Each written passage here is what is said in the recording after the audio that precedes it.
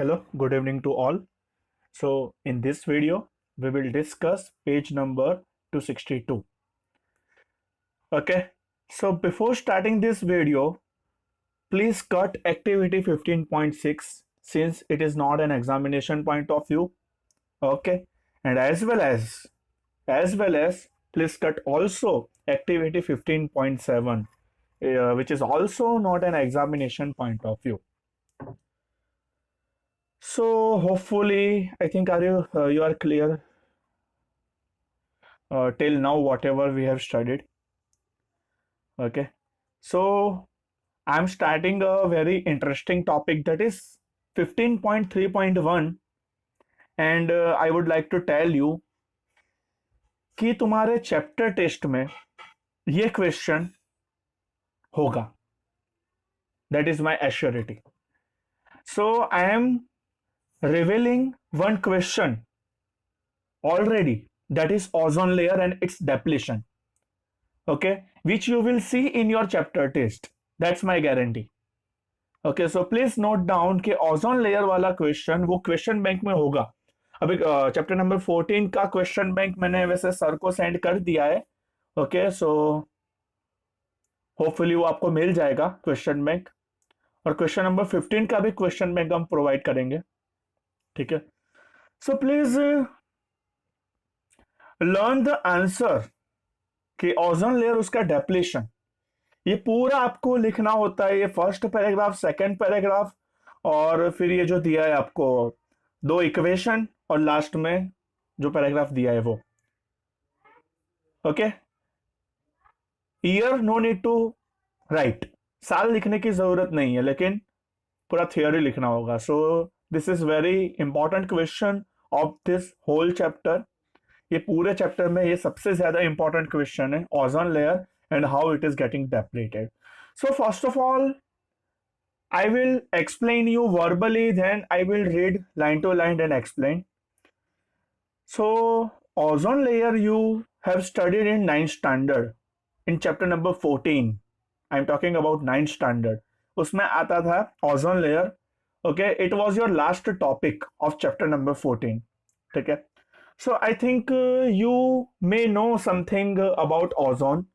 So what is ozone? चलो अब मैं पूरा आपको वर्बली एक्सप्लेन करता हूँ. Please look at the screen.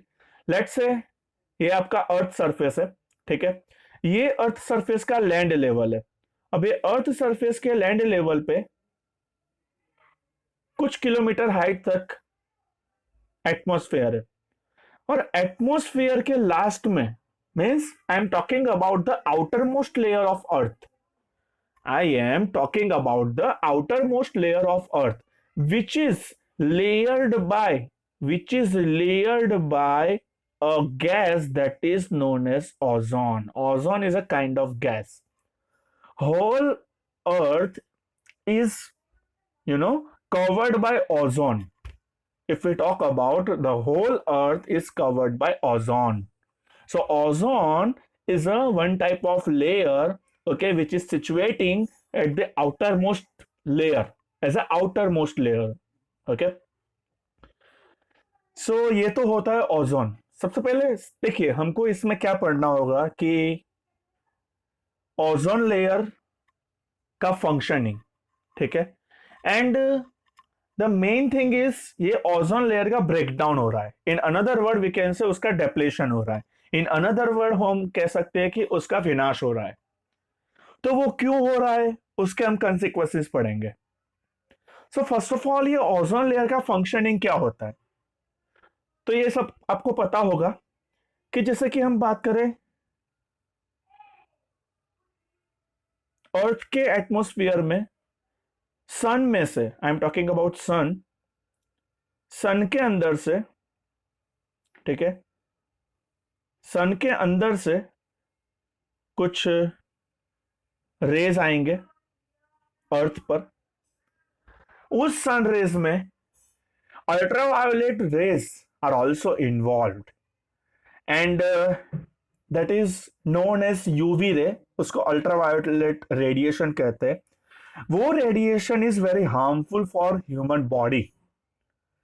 So if we talk about you know human body को वो अल्ट्रावायोलेट रेडिएशन से बहुत हार्मफुल इफेक्ट होते हैं, you will not believe, but उससे कैंसर भी हो सकता है।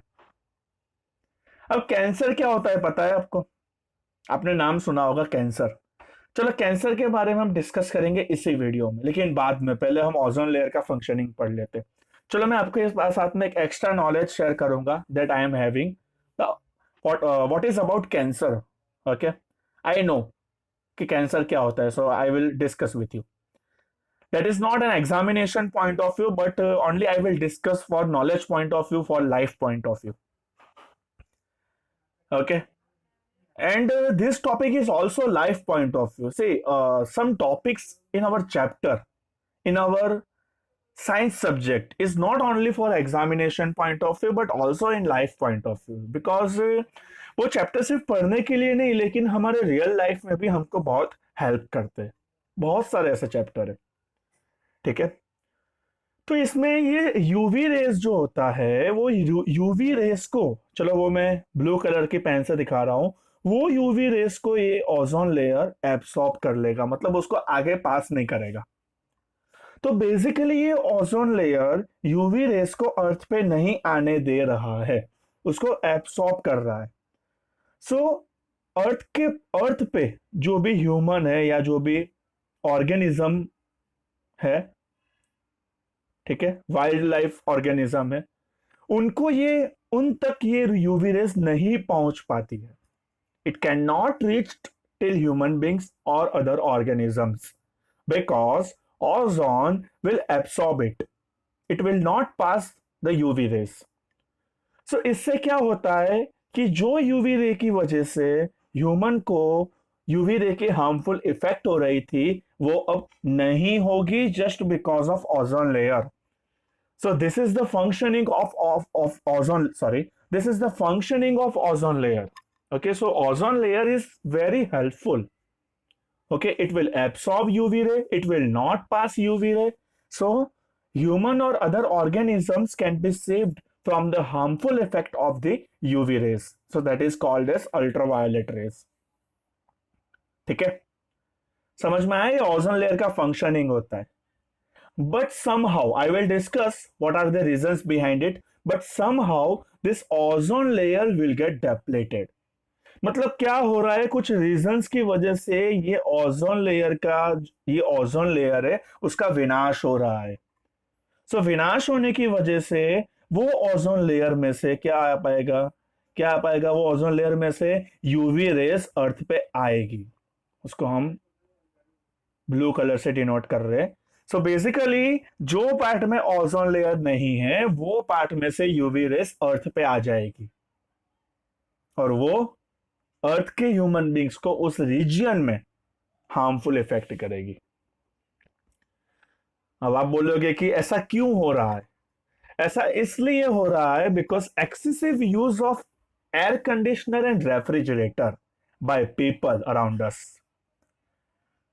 If I will talk about before 10 years ago ना, then इतना एयर कंडीशनर का यूज नहीं था, इतना फ्रीज का यूज नहीं था। अभी हर घर में आपको फ्रीज देखने मिलेगा, हर 5 में से एक घर में आपको एसी देखने मिलेगा।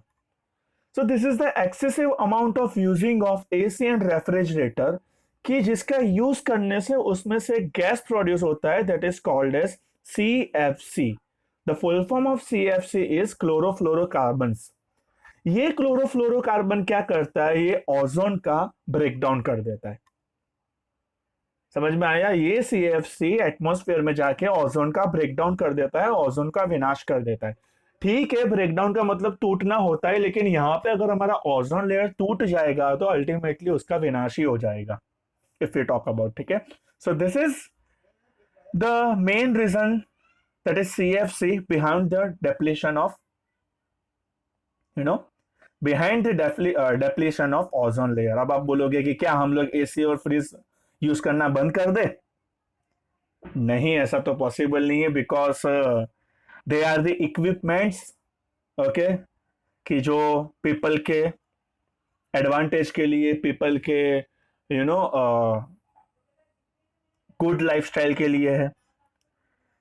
सो गवर्नमेंट ने एक डेडलाइन बाहर दी कि एक रूल बनाया कि अब से जो भी रेफ्रिजरेटर और फ्रीज बनेंगे ना, सॉरी, फ्रिज और एसी बनेंगे ना, वो सीएफसी फ्री होने चाहिए, मतलब उसमें से सीएफसी प्रोड्यूस नहीं होना चाहिए.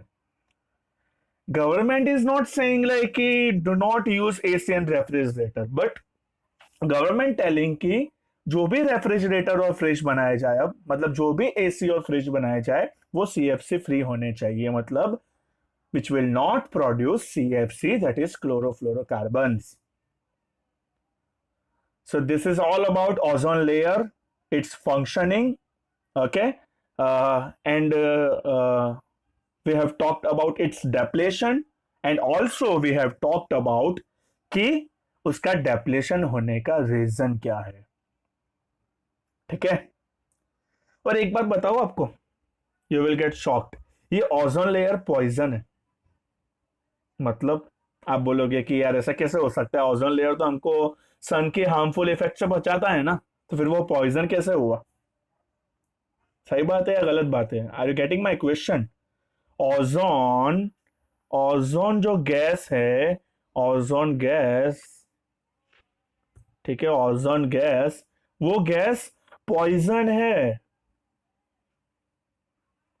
Do you know? ऑल्दो वो हमको सन रेज के हार्मफुल इफेक्ट से बचाता है, फिर भी मैं आपको सिंपल सा एग्जांपल दूं. एंट किलिंग चौक आता है, पता है? एंट किलिंग चौक, चींटी को मारने वाला चौक, उसका पाउडर आता है, वो पाउडर पॉइजन होता है. Do you no? सबको पता होगा. अगर वो पॉइजन ह्यूमन बॉडी में जाएगा तो ह्यूमन बॉडी को वो डेथ कर सकता है. ये बात आपको समझ में आई?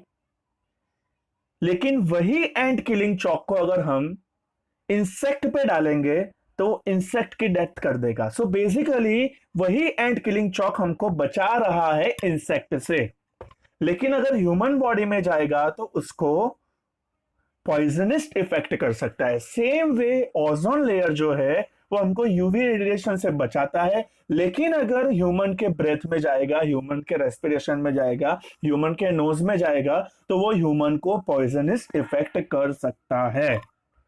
Are you getting my point? कि जैसे कि कीड़ी को, सॉरी, जैसे कि चींटी को मारने वाला चौक, कि जिसको खाने की वजह से ह्यूमन का डेथ हो सकता है, लेकिन वही चींटी को मारने वाला चौक हमको सेव करता है, एंट से, चींटी से हमको बचाता है. सेम वे ओजोन लेयर हमारे बॉडी में जाने से हमको पॉइजन हो सकता है, वही ओजोन लेयर हमको यूवी के रेडिएशन से बचाता है. So what I mean to say कि जो अगर हम किसी और चीज को हमको बचाता है, अगर किसी चीज दूसरे से हमको बचाती है, दैट डजंट मीन कि उसका हमको यूज करना चाहिए, उसको हमको कंज्यूम करना चाहिए. सो दिस इज माय पॉइंट कि ओजोन हमको यूवी रे से बचाता है, दैट डजंट मीन कि हमको ओजोन को कंज्यूम करना चाहिए हमारी बॉडी में. ठीक है. So this is all about the ozone layer. Now I am reading also one time because this is very important question. So I am reading. So first of all, please underline first word, that is ozone, O3. Okay, O3 is the molecular formula of ozone. What is molecule? एक से ज्यादा atom combined होकर molecule बनाती है. ए बहुत सारे atom combined होकर molecule बनाती है. ठीक है. जैसे कि अगर हम बात करें, ब्रिक्स कंबाइंड होकर वॉल बनाती है, ऐसे एटम कंबाइंड होकर मॉलिक्यूल बनाती है. सो ओजोन के 3 एटम कंबाइंड होकर क्या बना लेंगे? O3 बना लेंगे, दैट इज ओजोन. और अगर हम ओजोन के 3 एटम की जगह सिर्फ 2 ही एटम को कंबाइंड करें, okay, please pay attention here, कि अगर हम 2 ही एटम को कंबाइन करें तो हमारा ऑक्सीजन बना लेगा, that you have known for O2. O2 कहते हैं उसको. O2 is the molecular formula. उसका मतलब क्या है कि ऑक्सीजन के मॉलिक्यूल में 2 एटम रहते हैं. वो हम डिटेल में डिस्कस करेंगे in chapter number 4, carbon, sorry, organic compounds. जबकि ओजोन के एटम, सॉरी, ओजोन के मॉलिक्यूल में 3 एटम रहते हैं. ठीक है. Okay, are you clear with this? Okay, fine. Now I'm reading next one. While O2, which we normally refer as oxygen, okay, is essential. Essential means require for all aerobic form of life. What is the meaning of aerobic forms? Aerobic forms is a condition in which oxygen is required, that we will discuss in detail in chapter number 6. There is a two kind of situation, aerobic condition and anaerobic condition. मतलब aerobic condition में oxygen is required, where in anaerobic condition oxygen doesn't required. Okay. Now next one, ozone is a deadly poison, मतलब वो ऐसा poison है जो human का death कर सकता है और किन्हीं अदर ऑर्गेनिजम्स का भी वो डेथ कर सकता है उसकी. However, at the higher level of the atmosphere, ozone performs an essential functions. मतलब higher level of the atmosphere मतलब outermost layer of the earth. It shields मतलब एक कवच बनाना, एक layer banana, protecting layer. The surface of the earth from UV radiation from the sun. This radiation is highly damaging to the organism. Please remember. कौन से radiation की बात कर रहा है? यूवी रेडिएशन की बात कर रहा है. For example, it is known to cause skin cancer. Yes, I would like to discuss with you कि कैंसर क्या होता है. देखो मैं आपको एक्सप्लेन करता हूं कि कैंसर होती क्या है. चलो स्क्रीन पे देखिएगा. सपोज ये हमारा बॉडी का कोई पार्ट है, which I have drawn over here using purple pen. उसमें उसके सेल होंगे. Yes or no? Yes, उसके सेल होंगे. इसमें उसके न्यूक्लियस होंगे. ये न्यूक्लियस हो गए. अभी कैंसर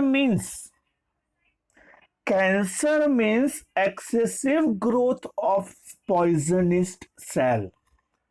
मतलब हमारी बॉडी में कुछ ऐसे सेल का ग्रोथ होना जो हमारी बॉडी में पॉइजन प्रोड्यूस करता है. कई बार ऐसा होता है कि सपोज ये पार्ट में कुछ एक्सेसिव ग्रोथ हो गया ये पार्ट का, और ये वाले पार्ट में कुछ ऐसे सेल प्रोड्यूस हो गए जो बॉडी में पॉइजन का पॉइजन प्रोड्यूस करते. Are you getting my point? ये जो रेड वाले सेल है वो हो एक्सेसिव ग्रोथ से हुए हैं, मतलब ऐसा बॉडी का पार्ट के उसमें कुछ ऐसा ग्रोथ हुआ है कि उसके अंदर पॉइजनस केमिकल और पॉइजन प्रोड्यूस होता है. So basically this cells are known as cancer cell, और ये जो पार्ट में हुआ है वहां का वो कैंसर कहलाएगा. Using radiation effect, using chemotherapy हम ये सेल को डिस्ट्रॉय कर सकते हैं. So this is about cancer की कैंसर होता क्या है. Are you getting my point? ये मैंने सिर्फ नॉलेज के लिए शेयर किया है, ये एग्जाम में नहीं आएगा, डोंट वरी. ठीक है, चलिए अब हम आगे पढ़ते हैं. क्या दिया है? Ozone at the higher level of the atmosphere is a product of UV radiation acting on O2 molecule. मतलब बेसिकली ओजोन बनता भी यूवी रेडिएशन से ही है. देखो ये एक तरह के अच्छी बात है कि जैसे कि अगर हम बात करें कि क्या होता है, O2 जो होता है उसका यूवी रेडिएशन के अंदर ऑक्सीजन जो एटमॉस्फेयर में होगा उसका ब्रेकडाउन हो जाएगा टू पार्ट्स में, O+O. इसको केमिकल इक्वेशन कहते हैं, वो हम डिटेल में चैप्टर नंबर 1 में पढ़ेंगे कि ऑक्सीजन है वो दो पार्ट में डिवाइड हो जाएगा.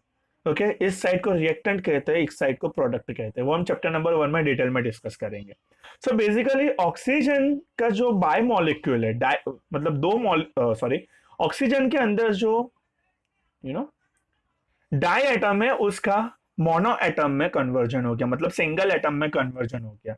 अब ये जो ऑक्सीजन आई, ये ऑक्सीजन एटम दूसरे ऑक्सीजन के मॉलिक्यूल के साथ में रिएक्ट होकर क्या बना देगा, इसका 1, यहाँ पर कुछ नहीं लिखा है, मतलब बाय डिफॉल्ट 1 एटम, यहाँ पे 2 एटम कंबाइंड होकर बना देगी 3 atom.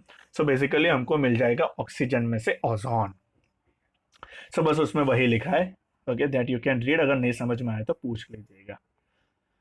Now I'm explaining to you the last paragraph. The amount of ozone in the atmosphere began to drop sharply in the 1980s because 1980s से slowly AC और refrigerator का usage start हो गया था. ठीक है, this decreases has been linked to synthetic chemicals like chlorofluorocarbons synthetic chemical means main medical chemicals, मतलब जिसको बनाने में ह्यूमन का मतलब रोल है. Human playing a role for forming of such kind of chemicals is known as synthetic chemicals like chlorofluorocarbons. Please underline it, which are used as the refrigerants and in fire extinguisher also. Fire extinguisher में भी use होता है, ठीक है. In 1987, the United Nations Environment Program, please underline it, United Nations Environment Program, that is termed as UNEP, ठीक है. सो 1987 में, ठीक है, यूनाइटेड नेशंस एनवायरमेंटल प्रोग्राम, जिसका शॉर्ट फॉर्म होता है UNEP, succeed in frogging an agreement, मतलब बेसिकली एक एग्रीमेंट किया गया है कि जिसमें CFC का प्रोडक्शन, ठीक है, CFC का प्रोडक्शन को कंट्रोल किया जाए. सो प्लीज अंडरलाइन UNEP को, आप अंडरलाइन कर लीजिए, जो CFC के प्रोडक्शन को, ठीक है, क्या कर रहा है, कंट्रोल कर रहा है. So as I told you 15.6 आपको क्या करना है, 15.6 आपको कट कर देना है, ठीक है. Now I am reading, please I would like to tell you something. Please, अगर मैंने आपको पहले भी बताया था, अगर कोई आउटर नॉइज आए, please try to avoid it and concentrate on my voice, ठीक है. सो 15.3.2, managing the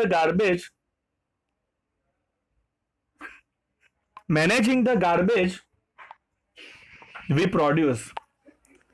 मतलब गार्बेज मतलब कोई भी वेस्ट, उसको मैनेज कैसे करना होता है. अगर जैसे कि हम बात करें कि जैसे कि कोई प्लास्टिक गार्बेज है, ठीक है, कोई भी सुएज है, कोई भी, अभी जैसे कि हम बात करें कि हमने कोई भी फूड पैकेट्स का कंज्यूम किया है, तो वो फूड पैकेट्स खाने के बाद में उसका वेस्ट का कुछ कैसे मैनेज करना है. सो क्या हो सकता है कि, चलो इसमें तो वैसे बहुत ज्यादा कुछ दिया नहीं है. विजिट एनी टाउन और सिटी, देखते हम पढ़ते और क्या लिखा है. मैनेजिंग मतलब उसको मैनेज करना है कि कैसे, सपोज हम उसको रिसाइकल कर सकते हैं या फिर क्या कर सकते हैं. विजिट एनी टाउन और city and we are sure to find heaps of garbage. Heaps मतलब उसके ढगले. Sorry, I have used Gujarati word, but I don't know कि उसका क्या कहते हैं हिंदी में, क्या कहते हैं यार. हिप्स मतलब किसी का स्टोरेज कहीं पर हुआ है, मतलब, ठीक है, उसको हिप्स कहते हैं. Of garbage all over the place, अपने बड़ौदा में है, आई थिंक समा तालाब, समा लेक है ना, उसके यू नो साइड में, आई थिंक मैंने देखा हुआ है. I don't know exactly location कौन सा है. Visit any place of tourist interest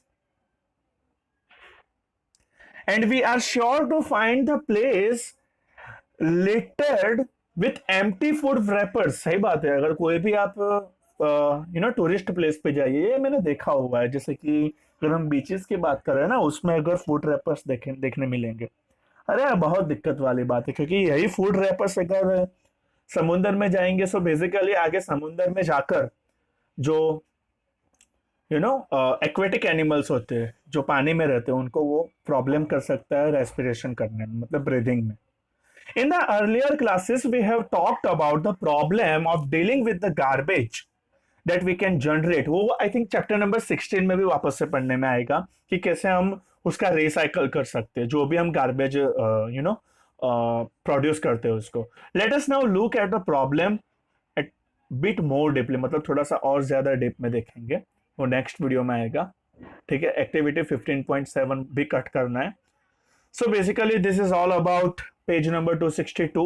In next video we will discuss page number 263. Okay, so please listen carefully. As I told you, ozone layer and its depletion will be your confirmed chapter test question. ठीक है? Thank you very much.